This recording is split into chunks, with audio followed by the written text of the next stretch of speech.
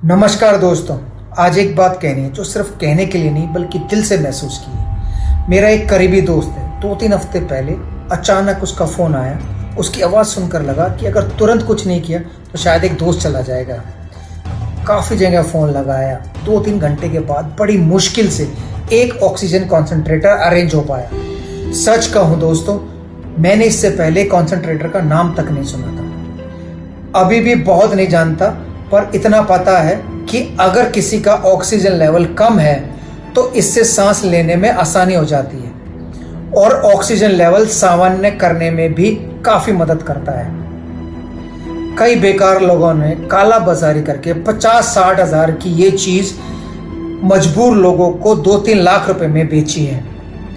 गरीब आदमी पैसा जोड़ता रहा और कईयों की जान चली गई। पर इंसान के पास पैसा हो या ना हो, ऐसा किसी के साथ नहीं होना चाहिए। इसलिए दिल्ली में हमने मिलकर एक फ्री ऑक्सीजन कॉन्सेंट्रेटर बैंक बनाया ताकि जिनको जरूरत हो उनको सांस मिले और उनके अपनों को राहत की सांस।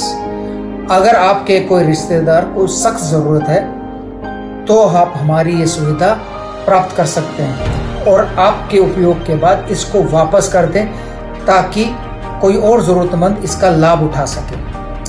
जानकारी के लिए नीचे दिए गए नंबर पर व्हाट्सएप करें। कोशिश करते हैं कि ऑक्सीजन की कमी की वजह से कोई जान ना जाए।